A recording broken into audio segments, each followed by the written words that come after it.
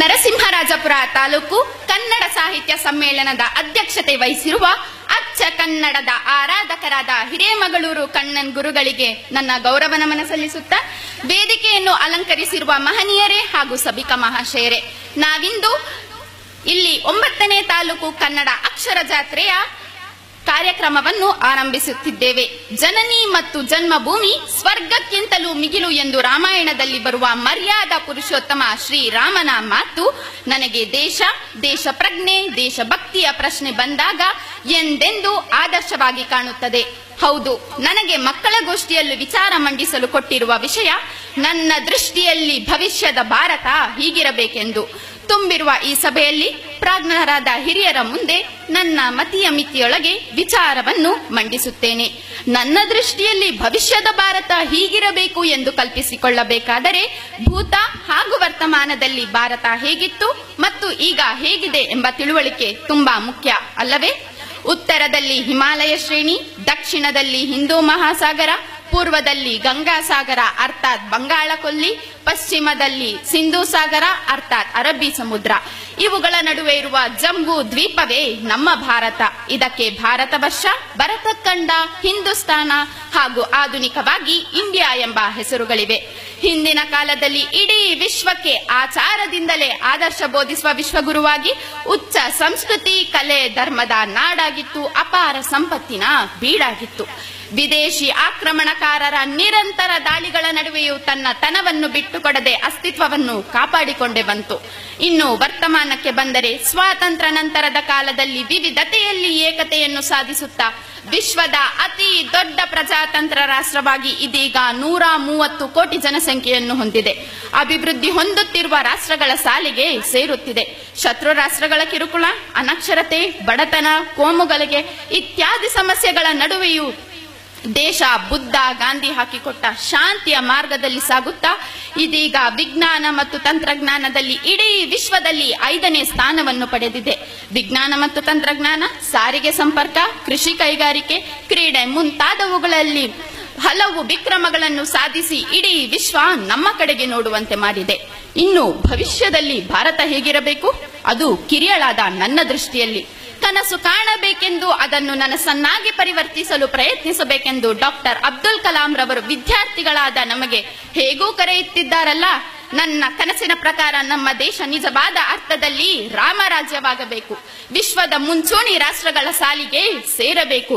ಗತಿಸಿದ ನೆನ್ನೆಗಳ ಅನುಭವದ ಆಧಾರದ ಮೇಲೆ ಹುಟ್ಟಿರದ ನಾಳೆಗಳ ಬಗ್ಗೆ ನನ್ನ ದೇಶ ಮುಂದೆ ಹೀಗೆ ಬೆಳೆಯಬೇಕು ಎಂದು ಆಶಾವಾದಿಯಾಗಿ ಕನಸು ಕಂಡಿದ್ದೇನೆ. ಅದನ್ನ ನಿಮ್ಮೊಂದಿಗೆ ಹಂಚಿಕೊಳ್ಳ ಬಯಸುತ್ತೇನೆ. ಸ್ವಾತಂತ್ರ್ಯ ದೊರೆತ 70 ವರ್ಷಗಳಲ್ಲಿ ಭಾರತ ಸಾಗಿ ಬಂದ ದಾರಿ, ತಲುಪಬೇಕಾದ ಗುರಿ ಇವುಗಳನ್ನು ತುಲನೆ ಮಾಡಿದರೆ ನಾವು ಸಾಧಿಸಿರುವುದು ಕೈಯಗಲದಷ್ಟು, ಸಾಧಿಸಬೇಕಾಗಿರುವುದು ಕಡಲಿನಷ್ಟು ಎಂಬುದು ಸ್ಪಷ್ಟವಾಗಿ ನನಗೆ ತಿಳಿದಿದೆ. ಆದರೂ 2025ನೇ ಇಸವಿ ವೇಳೆಗೆ ಇಡೀ ವಿಶ್ವಕ್ಕೆ ನನ್ನ ದೇಶ ದೊಡ್ಡಣ್ಣನಾಗಬೇಕೆಂಬುದೇ ನನ್ನ ಹೆಬ್ಬಯಕೆ. ಹೌದು, ದೊಡ್ಡಣ್ಣನಾಗುವುದು ಯಾವುದರಲ್ಲಿ? ಜನಸಂಖ್ಯೆಯಲ್ಲಂತೂ ಖಂಡಿತ ಅಲ್ಲ, ಬದಲು ಅಭಿವೃದ್ಧಿಯಲ್ಲಿ. ಇದು ಸಾಧ್ಯವಾಗಬೇಕಾದರೆ ನಾವು ಸಾಧಿಸಬೇಕಾಗಿರುವುದು 100ಕ್ಕೆ 100ರಷ್ಟು ಸಾಕ್ಷರತೆ ಹಾಗೂ ಸ್ವಾವಲಂಬನೆ. ಯೋಗ್ಯತೆ, ಉತ್ಕೃಷ್ಟತೆ, ಪ್ರಾಮಾಣಿಕತೆ, ಕರ್ತವ್ಯ ದಕ್ಷತೆ ಹಾಗೂ ಪರಿಶ್ರಮ, ಈ ಪಂಚಶೀಲ ಗುಣಗಳನ್ನು ವಿದ್ಯಾರ್ಥಿಗಳಾದ ನಾವೆಲ್ಲರೂ ಮೈಗೂಡಿಸಿಕೊಂಡು ಸಾರ್ಥಕ ಶಿಕ್ಷಣ ಪಡೆದು ಪ್ರತಿಭಾ ಪಲಾಯನ ಮಾಡದೆ ಇಲ್ಲೇ ಬದುಕನ್ನು ಕೊಟ್ಟಿಕೊಂಡು ದೇಶದ ಋಣ ತೀರಿಸಿದರೆ ಬಹುಶಃ ಅದಕ್ಕಿಂತ ದೊಡ್ಡ ದೇಶ ಸೇವೆ ಬೇರೆ ಬೇಕಾಗಿಲ್ಲ. ಭಾರತ ಎಂಬ ಹೆಸರಿನಲ್ಲಿಯೇ ಭಾವ, ರಾಗ, ತಾಳಗಳಿವೆ. ನಾವೆಲ್ಲರೂ ಒಂದೇ ಎಂಬ ಏಕೋಭಾವದಿಂದ, ಧರ್ಮದ ಕಾರಣದಿಂದ ರಾಗ ದ್ವೇಷಗಳಿಗೆ ಒಳಗಾಗದೆ ದೇಶಾಭಿವೃದ್ಧಿಯ ತಾಳ ತಪ್ಪದಂತೆ ಲಯಬದ್ಧವಾಗಿ ದೇಶವನ್ನು ಕಟ್ಟಬೇಕು. ಜಾತಿ, ಮತ, ಕುಲ, ಪಂಥ ಇವುಗಳನ್ನೆಲ್ಲ ಕಿತ್ತೆಸೆದು ಮೊದಲು ನಾನು ಭಾರತೀಯ, ಆಮೇಲೆ ಏನಿದ್ದರೂ ನನ್ನ ರಾಜ್ಯ, ನನ್ನ ಜಿಲ್ಲೆ, ನನ್ನ ಊರು, ನನ್ನ ತಾಲೂಕು, ನನ್ನ ಕುಟುಂಬ, ಕೊನೆಯದಾಗಿ ನಾನು ಎಂಬ ಸಮಷ್ಟಿ ಪ್ರಜ್ಞೆ ಮೂಡಬೇಕು.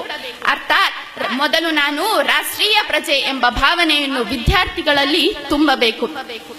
ದುಡಿಯದೆ ತಿನ್ನುವುದು ಆರ್ಥಿಕ ಅಪರಾಧವಾದರೆ ದುಡಿದದ್ದನ್ನು ತಾನೊಬ್ಬನೇ ತಿನ್ನುವುದು ಸಾಮಾಜಿಕ ಅಪರಾಧ ಎಂಬ ಮನವರಿಕೆಯನ್ನು ದೇಶವಾಸಿಗಳಿಗೆ ತುಂಬಬೇಕು.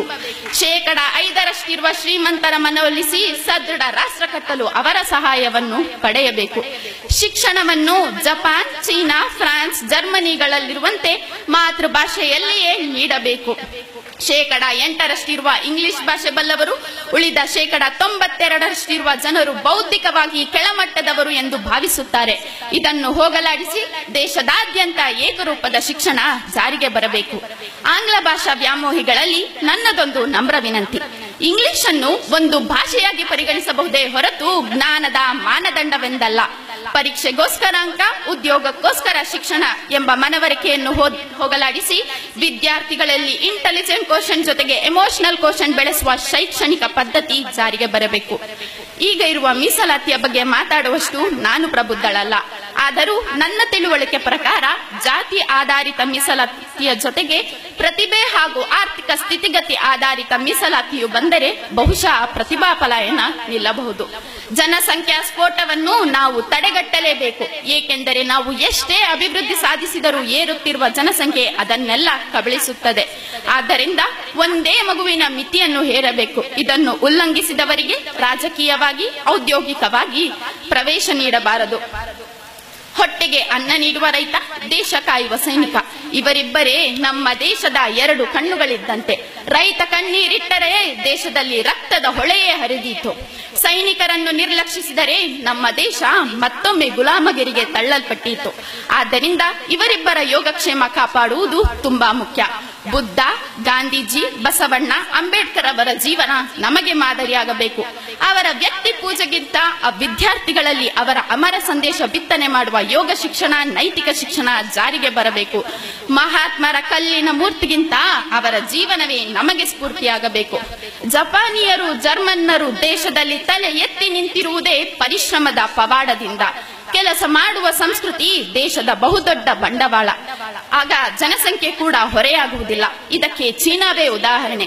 ಆದ್ದರಿಂದ ಮಹಾಪುರುಷರ ಜಯಂತಿಗಳಿಗೆ ಅನಗತ್ಯವಾಗಿ ಸರ್ಕಾರಿ ರಜೆ ರದ್ದು ಮಾಡಿ ಆ ದಿನ ಅವರ ನೆನಪಿನಲ್ಲಿ 2 ತಾಸು ಹೊತ್ತು ಹೆಚ್ಚ ಕೆಲಸ ಮಾಡಿದರೆ ನಾವು ಅವರಿಗೆ ಗೌರವ ಸಲ್ಲಿಸುವುದನ್ನು ನಾನು ಬಯಸುತ್ತೇನೆ. ಮಹಿಳೆಯರನ್ನು ಹೇಗೆ ನಡೆಸಿಕೊಳ್ಳಬೇಕೆಂದು ಸ್ವಾಮಿ ವಿವೇಕಾನಂದರು. ಆದರೆ ನಾವು ಇವಾಗ ಇಂದಿನ ಪರಿಸ್ಥಿತಿ ನೋಡಿದರೆ ತಲೆ ತಗ್ಗಿಸುವಂತಾಗುತ್ತದೆ. ಮಹಿಳಾ ದೌರ್ಜನ್ಯ, ಅತ್ಯಾಚಾರ ಮುಂತಾದವುಗಳಿಗೆ ಕಠಿಣ ಕಾನೂನು ತಂದು ಅಪರಾಧಿಗಳಿಗೆ ಶೀಘ್ರ ಶಿಕ್ಷೆಯಾಗುವ ಕ್ರಮ ಬರಬೇಕು. ಅಮೆರಿಕಾದ ವೈದ್ಯರಲ್ಲಿ 38%, ನಾಸಾ ವಿಜ್ಞಾನಿಗಳಲ್ಲಿ 36%, ಮೈಕ್ರೋಸಾಫ್ಟ್ನಲ್ಲಿ 34% ಹಾಗೂ IBMನಲ್ಲಿ 28% ಜನ ಭಾರತೀಯರು ಇದ್ದಾರಂತೆ. ಈ ಅಂಕಿ-ಅಂಶ ಹೇಳುವಾಗ ಹೆಮ್ಮೆಯೂ ಆಗುತ್ತದೆ, ನೋವು ಆಗುತ್ತದೆ. ಹೆಮ್ಮೆ ಏಕೆಂದರೆ ಭಾರತೀಯ ಪ್ರತಿಭೆಗಳಿಗೆ ಎಲ್ಲೆಡೆಯೂ ಬೆಲೆ ಇದೆಯಲ್ಲ. ನೋವು ಏಕೆಂದರೆ ಅವರ ಸೇವೆ ನಮ್ಮ ದೇಶಕ್ಕೆ ದಕ್ಕುವುದಿಲ್ಲ. ಭವಿಷ್ಯದಲ್ಲಿ ಹೀಗಾಗಬಾರದು. ಭಾರತೀಯ ಪ್ರತಿಭೆಗಳಿಗೆ ಇಲ್ಲೇ ಅವಕಾಶ ದೊರೆಯಬೇಕು. ದೇಶದ ಅರ್ಧಕ್ಕಿಂತಲೂ ಹೆಚ್ಚು ಸಂಪತ್ತು 5% ಇರುವ ಶ್ರೀಮಂತರಲ್ಲಿ ಸೇರಿದೆ. ತೆರಿಗೆ ವಂಚನೆ ನಮ್ಮ ದೇಶದಲ್ಲಿ ಸಾಮಾನ್ಯ. ಹೀಗಿದ್ದರೆ ದೇಶ ಉದ್ಧಾರ ಹೇಗೆ ಆಗುತ್ತದೆ? ಇವರನ್ನು ಮಟ್ಟ ಹಾಕುವ ಕಾನೂನು ಜಾರಿಗೆ ಬರಬೇಕು. ಯಾರೇ ಆಗಲಿ ತಮ್ಮ ಆದಾಯಕ್ಕೆ ತಕ್ಕಂತೆ ತೆರಿಗೆ ಪಾವತಿಸುವ ಕ್ರಮವನ್ನು ನಿರ್ದಾಕ್ಷಿಣ್ಯವಾಗಿ ಜಾರಿಗೆ ತರಬೇಕು. ಒಂದು ಕಾಲದಲ್ಲಿ ಗುಂಡು ಪಿನ್ನು ಬ್ಲೇಡ್ ಅನ್ನು ಆಮದು ಮಾಡಿಕೊಳ್ಳುತ್ತಿದ್ದ ನಮ್ಮ ರಾಷ್ಟ್ರ ಇದೀಗ ಉಕ್ಕು ಉದ್ಯಮದಲ್ಲಿ 2ನೇ ಸ್ಥಾನದಲ್ಲಿದೆ. ಗೋಧಿ, ಸಕ್ಕರೆ, ಹಾಲು, ಸೈಕಲ್ ಉತ್ಪನ್ನಗಳಲ್ಲಿ 1ನೇ ಸ್ಥಾನದಲ್ಲಿ